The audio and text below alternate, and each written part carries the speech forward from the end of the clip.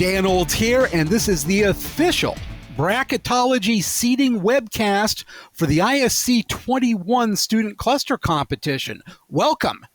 And it's not just me here alone. I am joined by Brian Sparks, Senior Director, HPC and InfiniBand Marketing, HPC Consortiums and Alliances with NVIDIA. Longest title Brian, ever. how you doing? Right. Yeah. It's a nice title. No. How do you abbreviate that? HPCIM. I abbreviate it as WTF, Dan. Brian's a longtime co-organizer of the ISC student cluster competitions, and as we have on the slide, he knows the cluster game inside and out. Well, I mean, we're celebrating our 10th year, so I hope I've learned something over this decade, Dan. You do. You not only know the game, you are the game. No, I'm not the game. But no, the students are. You're not it's the all game. about the students, baby. You're a player, though, man. No, I'm just I'm a fan. I'm a fan. Will you quit contradicting me with every sentence I utter? I'm not contradicting you, Dan. It's going to be a long call. Okay. Well, we are also joined by Jessi Lanham. She's a senior at Purdue University doing cybersecurity and some HPC. She's a co-host of the wildly popular Radio Free HPC podcast, and she is a former cluster competition participant. See, that would have been when you could have segued to player. You could have been like, introducing our That's second right. host. Da-da-da-da. Like, he set you up for that one. That's right. You were a player. It's true. You've been to the arena. And like You've all been to the players Crucible. do when they retire, you commentate. Oh, There you go. That's exactly right. I'm Dan Olds. I'm the Chief Research Officer at Intersect 360, another co-host of the wildly popular Radio Free HPC podcast. And I guess I'm like the student cluster competition super fan and historian.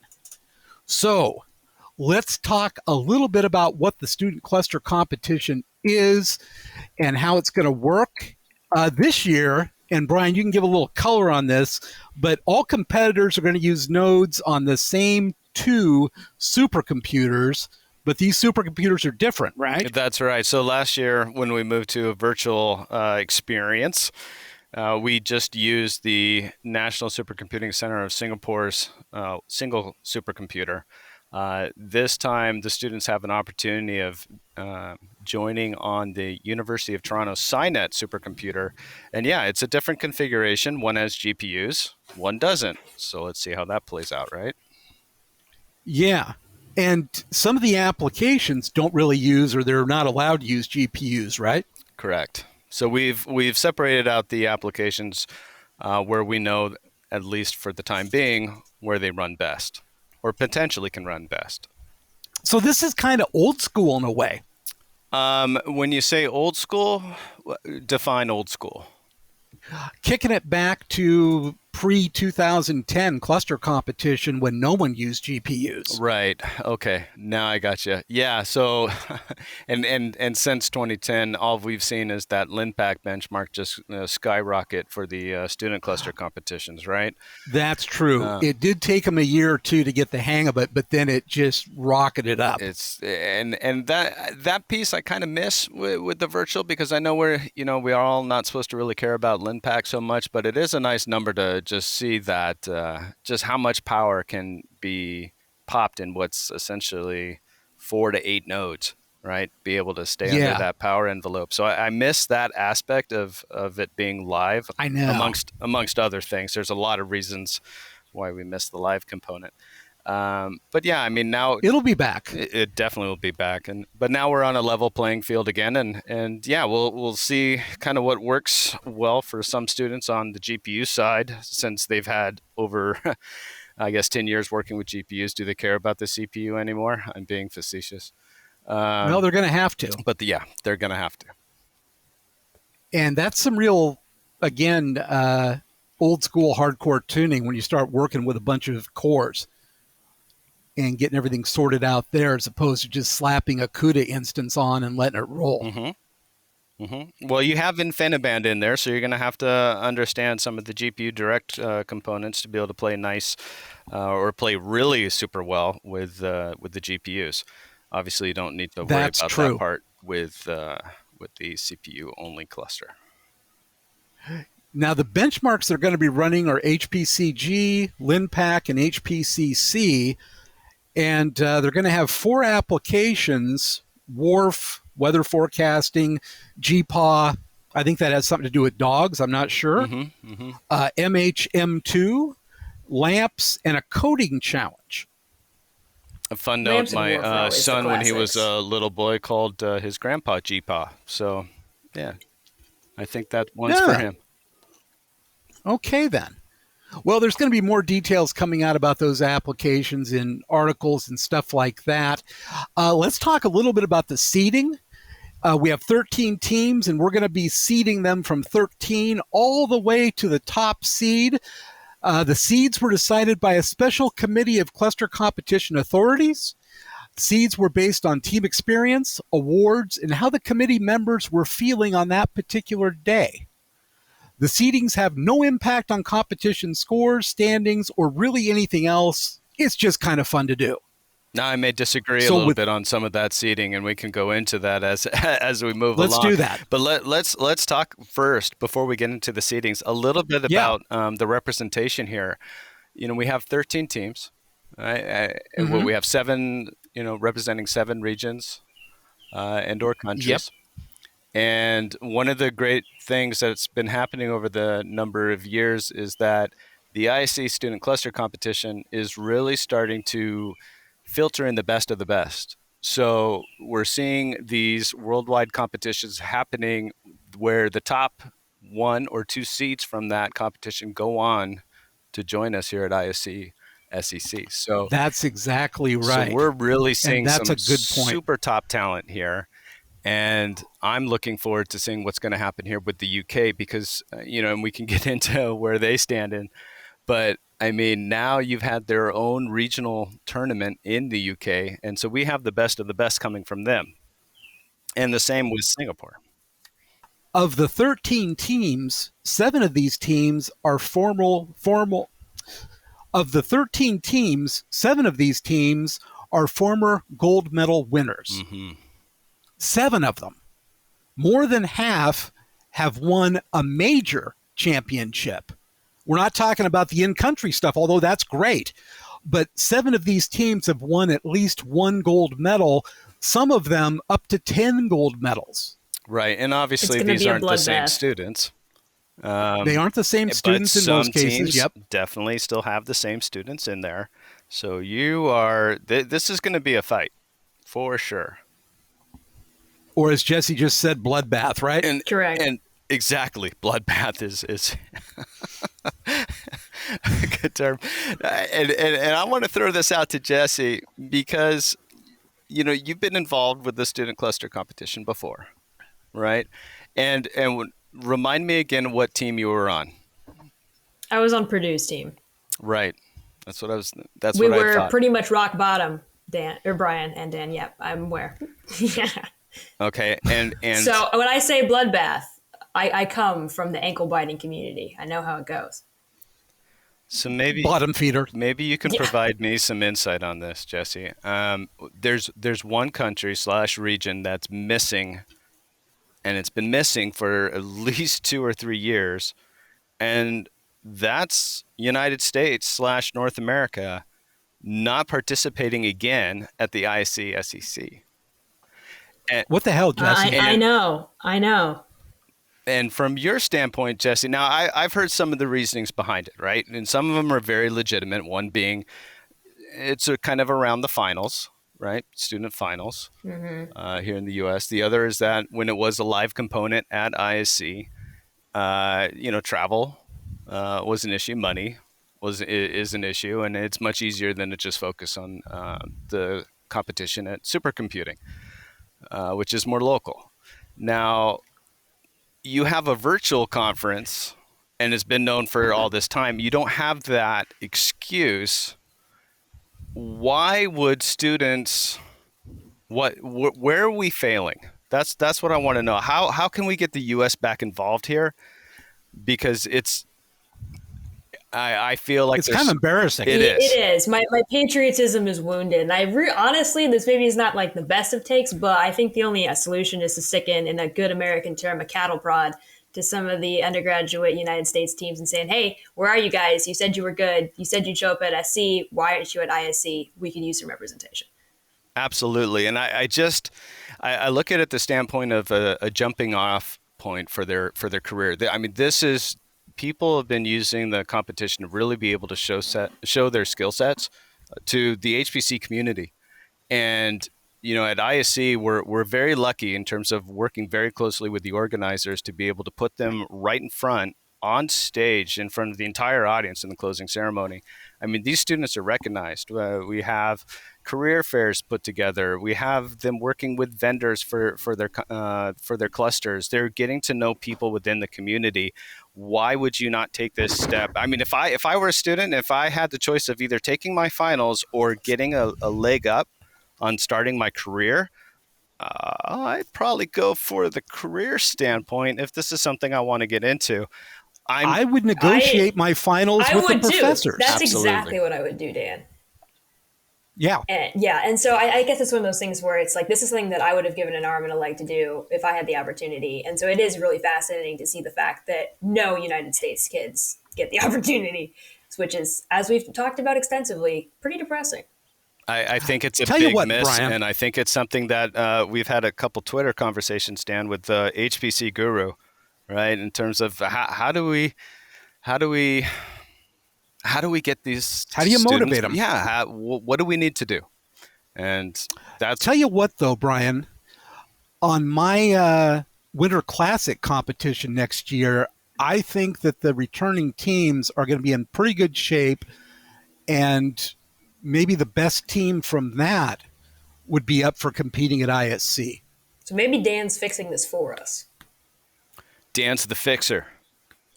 Pretty much. Champion of HPC student cluster competitions around the board. I can see some pretty motivated students from like Morehouse College, University of Santa Cruz, University of Houston, some of our standouts. You're going to throw some banana slugs in there, eh? I might throw some banana slugs in there. Yeah. Yeah. But yeah, let's work on this problem. And anybody out there watching this that has some ideas, we're all pretty easy to reach.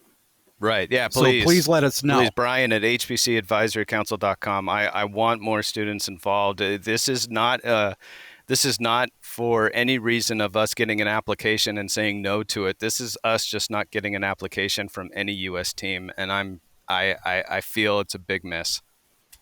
Sad. Let's see if we can fix that. Tune in after the show where Brian and Jessi go off on a propaganda spiel. All right. Thanks for the mini diatribe.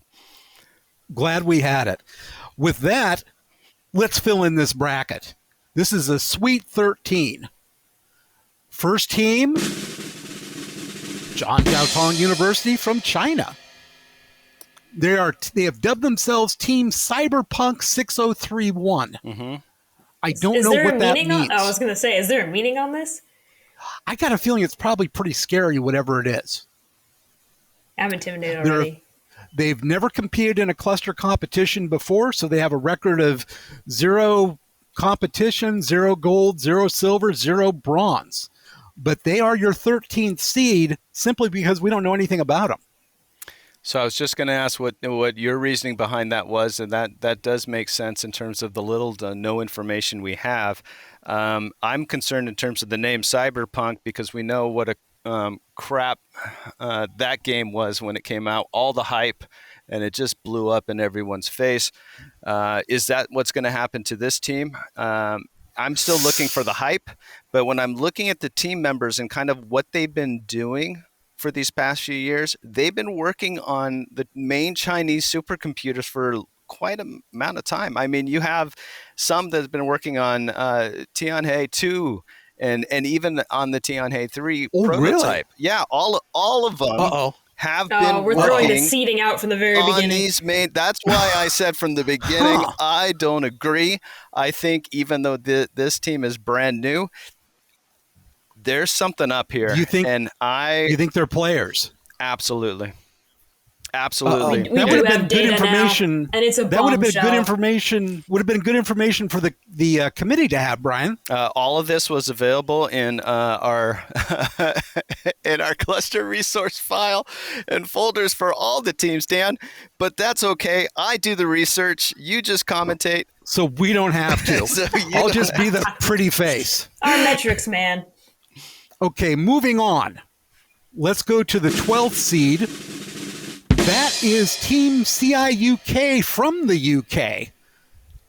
And again, all the committee really knew about them is that they won an internal tournament, and they're from both Durham University and the University of Bristol from the United Kingdom, and not a lot beyond that. What does CUIK stand for? CIUK. Yeah, sorry. Yeah, you know that one. No. It's Computing Insight UK. And they're calling that because that's the annual HPC conference that they hold, that they've been holding for the past 30 years. And so as part of this conference, this was their first student cluster competition that they basically held for, it was all a period of like 2 months and stuff. And they had 10 challenges. So they come from Durham University and from Bristol. And Durham is doing a lot of interesting things right now in terms of with things like DPUs and stuff. And I know that's not going to be a part of this competition, but there could be some interesting things happening here. Now, I don't really know where obviously they were first. Were they a super strong first? Were they just like miles ahead of the competition? They had a 72.3 versus 69.3 from the second place Liverpool University. Mm-hmm. And Bristol was third at 56. So I think they sort of picked a best of the best kind of team out of both of those schools. Sort of like what South Africa does. Gotcha. Okay. So if that's the case, and this is one team where I have very little information on, so I would actually place them. Oh, maybe 12th is right. 12th feels about right, but we shall see. Yeah, how well the committee did in putting this together. So when you go back in the past, right, Dan, if you look at EPCC and how they've performed, a lot of the things they did well was always LinPack, correct? Yeah. So they had that liquid cooled goodness from Boston Group. Right. Now I really don't know. And beyond that, they were kind of just middle of the road. So I think 12th is probably It's hard to right. say. Yes. Again, we'll see how it comes out in the scores. Now 12th. But I hate ranking because I just God, I love all the teams, and I know we got to do it, right? But this is such a hard selection of teams right now. It's going to be the difference between first and 12th in terms of the overall score will probably be very minuscule unless someone really messes up somewhere. It happens. It's hard to put together a perfect game for all of these applications in a coding challenge. It's really difficult to pitch a shutout in that. Yep. Something will happen. It always happens every year. The year I competed, someone's cluster caught fire, which hopefully isn't going to happen in this game, but something always happens. Yeah, it's unlikely. Let's move on to seed number 11, and it is National Cheng Kung University from Taiwan. Now, they have a record of 2-0-0-0. They've competed twice. First year, these kids impressed me. They came in with 2 crap workstations that had some consumer GPUs in them, and on efficiency, they were playing with the big boys on some of these applications. That's impressive. But then they had a sophomore slump, and were just sort of, middle-ish of the road. Now, since hardware is standardized across the board, maybe they're going to make a comeback. Yeah, they're not going to have to do. They're not going to have to worry about that part. No workstations, no more. What I find interesting about this team, and what I see from a lot of others within APAC itself, that I don't see in a lot of the other teams as a whole, is that they are making one person responsible for each one of the applications. Mm-hmm. Now, I'm interested to see it. So now you have a single point of failure. You're having that person throw all their time and attention just to this single application as opposed to making it a group project. What are your thoughts? What are your both thoughts on that strategy? I'm personally super against it because that's what we tried when we did it. And what ended up happening was if you get a data set that you're not familiar with specifically, then no one's there to help you.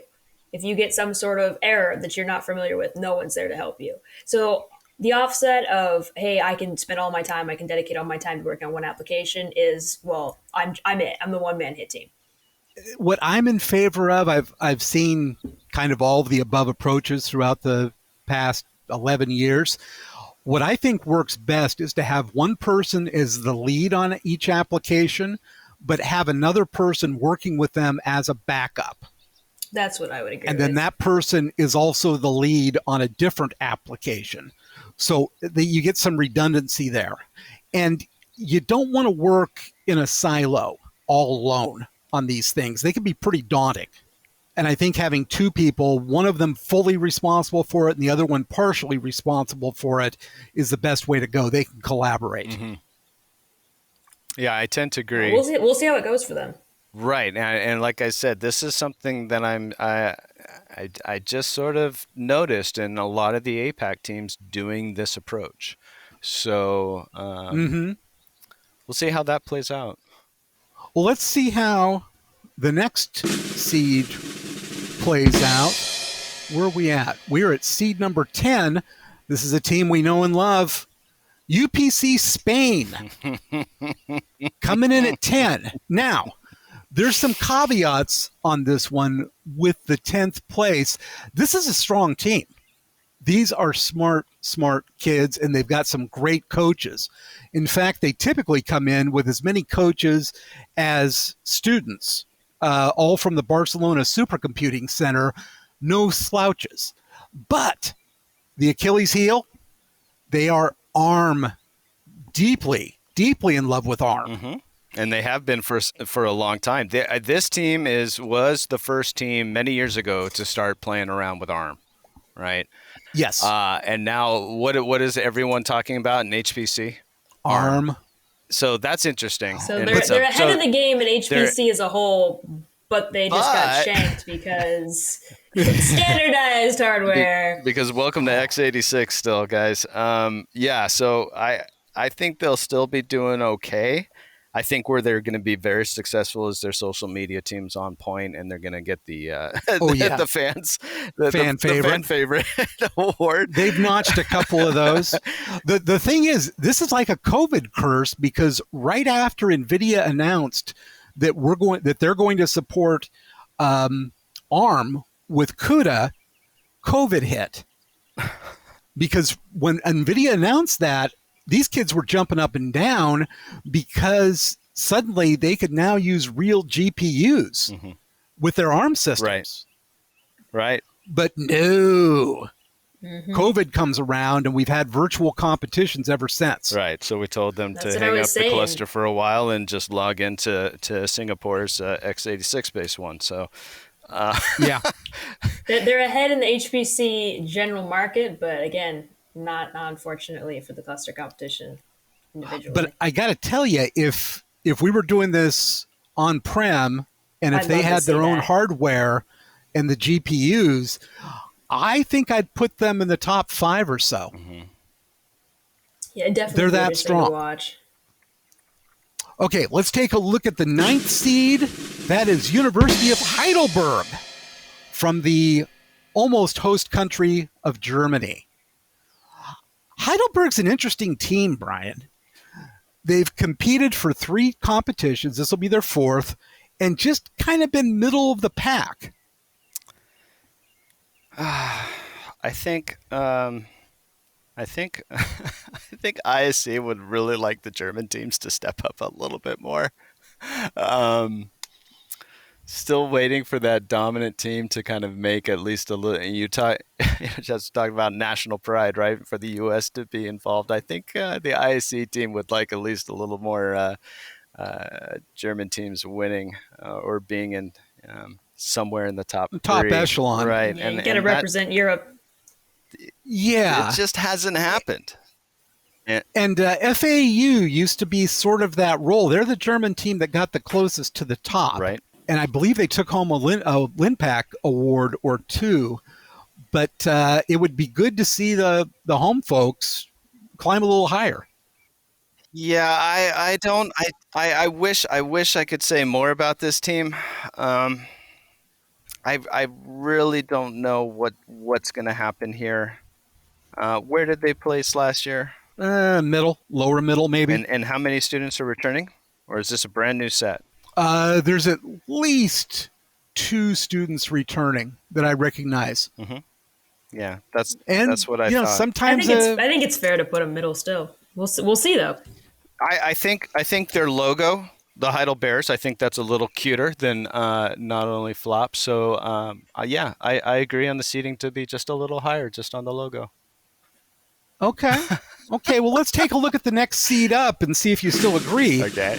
Shanghai Tech, who a lot of people won't be familiar with, but they pulled off a silver at ISC in their first year. They've got an official record of 3-0-1-0. Remember them, Brian? A couple of years ago. What's the 3? Was it 3 is the number of major competitions they've been in. Okay, got it.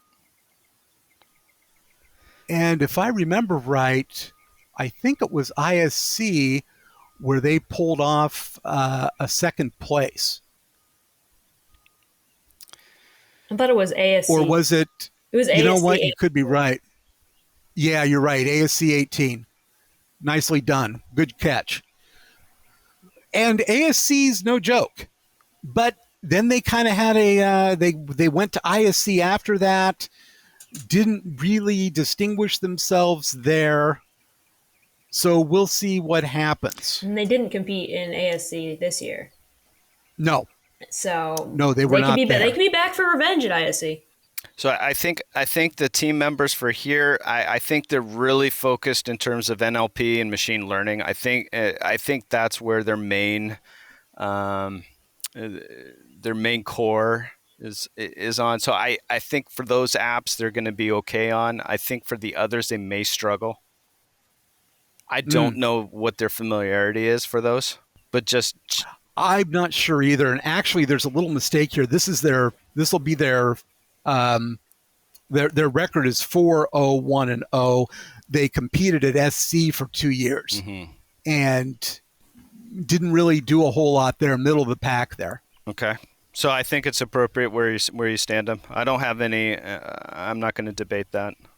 I think they may be a little one-sided on some of the apps here. Next up, 7th seed, Sun Yat-sen University. This is the first of our former champions. They took the ASC crown way back in 2013 when it was held on their home court at Sun Yat-sen University. Last in-person competition at ISC, they did middling well. They were in the 3rd, 4th place position on some of the apps. Well, I mean, they were strong by getting back-to-back Linpack awards in, what was it, 13, 14? Yeah. So, which isn't a thing this year. So that advantage automatically goes out the window. That helps. That definitely helps.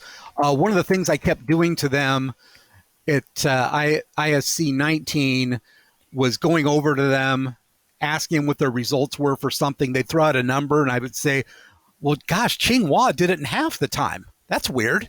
And they'd be like, oh, no, how? Are you sure? And I'm going, no, just yanking you. It's just, what I do. You're such a troll, Dan. I know. Like the patron saint of student cluster competition comes with horns. Yeah. Well, I mean, like you said, okay, they got close for ISC 19, right? They won 4th. So they got close to getting an award.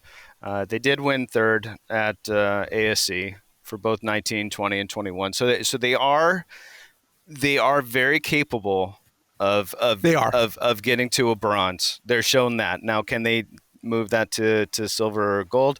I'm not sure. So I don't know in terms of who they're facing off against if they will reach that. I still think they have a long way to go. They've got to pull it all together at some point, like you said. Yeah. So I think your standing's correct on that. Well, the committee will be gratified by your approval. Yeah, you're welcome. Committee doesn't care. Okay. Let's take a look at the number 6 seed, as judged by the selection committee, Jinan University. A lot of people haven't heard of them before because this is only their second cluster competition, their third, but their second competition was this year at ISC21, and they took home the gold. That is saying something. I think they're a pretty dangerous team. I think you got to judge them that way. That was a very difficult competition. They took most of the applications first place in some of the most difficult applications. Well, talk a little bit about that, the quantum computing simulation. Yeah, a quantum computing simulation that was hugely complex, which was almost as complex was a pulsar detection routine that was using Fortran, C++, Python, I don't know, maybe Java, maybe they threw in some BASIC. It's one of these archaic applications that has a little bit of everything in it, and they tuned that on CPUs. And they had to build a neural network for a natural language processing application that had to pass a whole slew of English exams at the high school, college, and graduate school level. See, I like these folks. I think maybe we should have ranked them a little higher just for sheer possibility. So I think they could be a real contender. They could be on a big upswing after their victory at ASC. I don't disagree. I think I wouldn't call them a dark horse, but I'd call them the great unknown that just doesn't care about our rankings or our discussions about this one bit and just wants to show no mercy. Get in there and I'm gonna make keep a long the ride shot going. and say they're gonna get 4th. Ooh. Okay. I'm gonna predict that. Okay. But they're facing a murderer's row, including this next team at the 5 seed, Nanyang Technological University, the pride of Singapore. Yeah? Huh? This is a strong team. I hold firm. A little home team advantage this could be a little home cooking. Being in the same zip code as the supercomputer they're using, that can't hurt. They've won gold at SC17. They've won LINPAC, and total 3 LINPAC awards, plus a silver at SC18. They're very close to being one of those top echelon teams. You know, if you could react verbally. Right. I don't know what else to say. Sounds good, well, they're 5th. Dan. Okay. They're a solid team.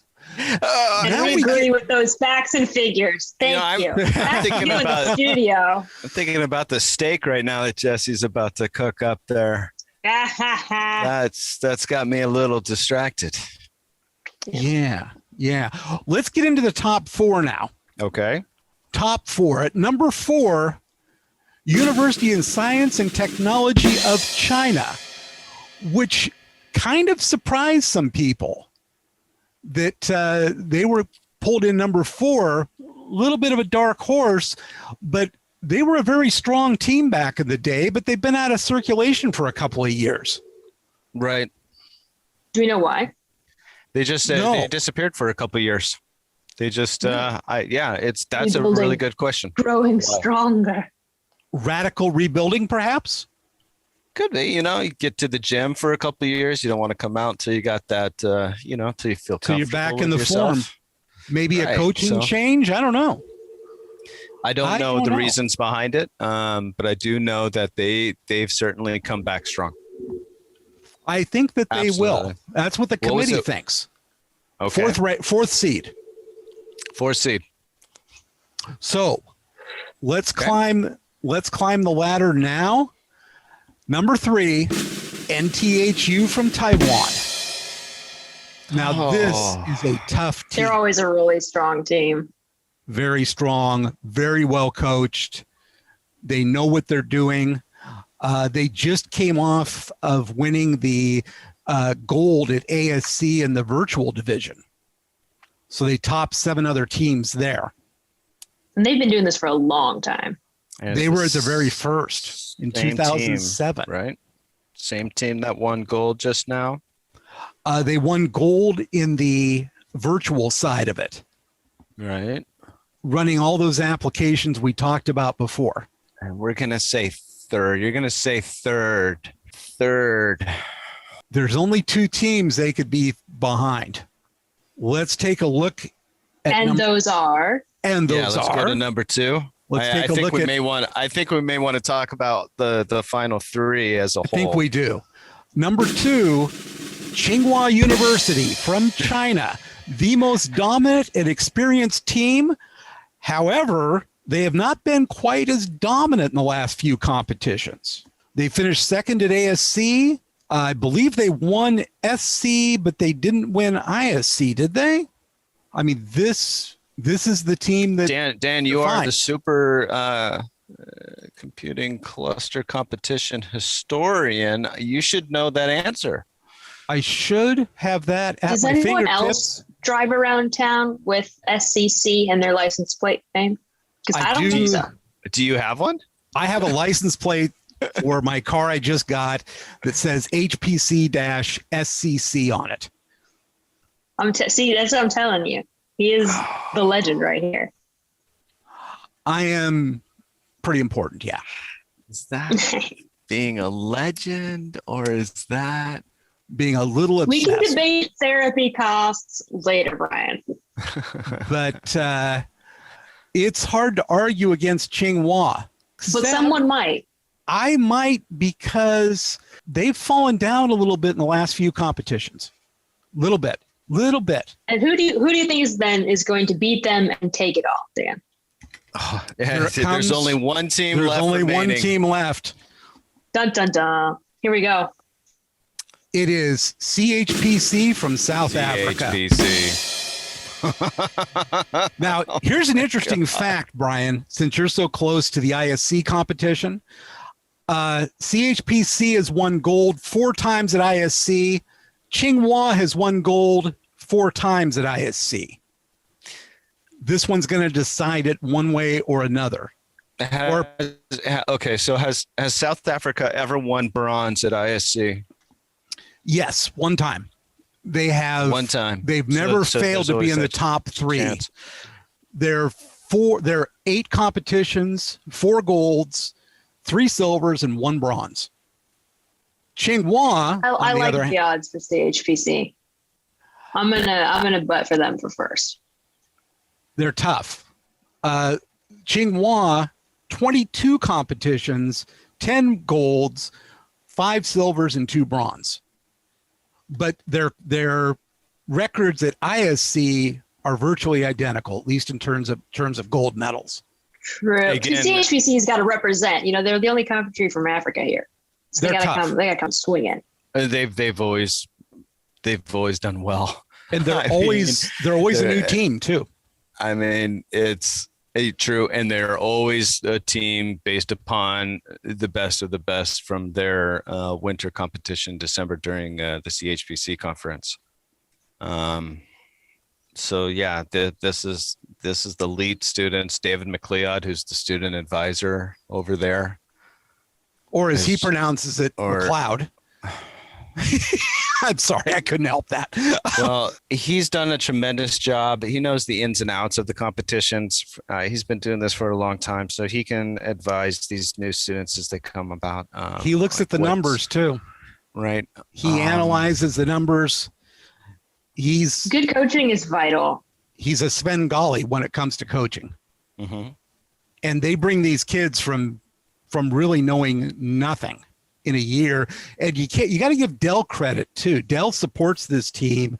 They support that inter-country competition, and they bring the final team to Texas for a week and train them up.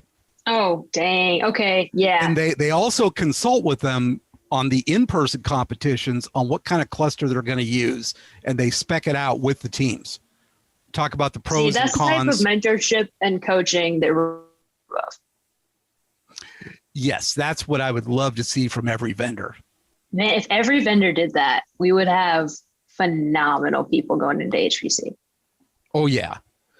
So we've now completed the bracket. CHPC number 1, Tsinghua 2, NTHU 3, USTC 4, Nanyang 5, Jinan 6, Sun Yat-sen 7, Shanghai Tech 8, Heidelberg 9, UPC Spain 10, NCKU from Taiwan 11, CUIK 12, and Jian Zhaotong 13.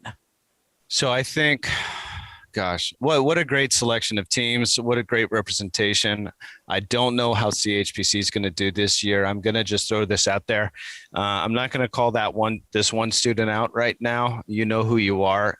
You listed as your fun fact as you're a Taylor Swift fan, and I have to say, Taylor Swift fanboy is what the actual title is here. I have to say, her last album was sort of a miss. So is this going to be telling for CHPC? That's an interesting analysis. That's an interesting analysis. It's the only analysis. Everybody submit your favorite artists, and we will rank you again based on your likes and preferences. Exactly. These 3 and 4 teams are so close together. I gotta look for this minuscule stuff, right, to be able to pull something out of my butt to say why you'll please be a winner. Please submit your star signs to Brian. You will do an interpretive reading. You still have to consider that any of these 13 teams could come out of nowhere and get on a streak. Yeah, 100%. Seen it happen. And I saw it happen with CHPC first year. And it's like I said at the beginning, the difference between first and 13th could be minuscule. And you have, I don't know, 10 or 11 different things you're being judged on, each one kind of weighing around 10%, right? So you just miss one little thing. It's not going to overly hurt you. True. But there's a price to be paid. Yeah. Pay attention to detail, students. I mean, I think this is better this year with so many different judging criteria that's being weighted in the score, because you could really see it. And I'm not saying it's the ISC one. I'm saying it for all of them. If it was such a large percentage for various tasks, you could see as that team did miserable on that task, they just decided to just call it a day, right? And they didn't really continue the few days after. They became less focused and less interested. Here, I think you have an opportunity to know that even if you missed it on a little bit or even missed it big, you still have You're still in the chance. game. You're still in the game, and I like that. I like that a lot. I don't want to see people give up early just because something went bad early on. You've got a lot of chances in this. And the one thing that I would want to say in closing along those lines is that the teams that win the overall gold medal, they don't win first place in everything. In fact, it's rare that they win first place in more than 1 or 2 things. What typically happens is they have solid second and third place with 1 or 2 first place wins, but they do a consistent good job and they turn in something for everything. Right. That's true. That's a good important point to remember. Well, with that, we're going to close this out with a fireworks display and some messages about the competition and where you can see more information on it. But I want to thank you two for going along with the ride on the seeding committee. This was kind of a fun format to do it in. Yeah, thank you for having us, Dan. Apart from the little technical hiccups of going back and forth between different platforms, we worked it out. We're professionals. Ended up using everything but landlines to record this. So there you go. Well, thank you again, and we will talk to you all soon. Thanks, Dan. Thanks, Jess. Good luck to all the students. Absolutely.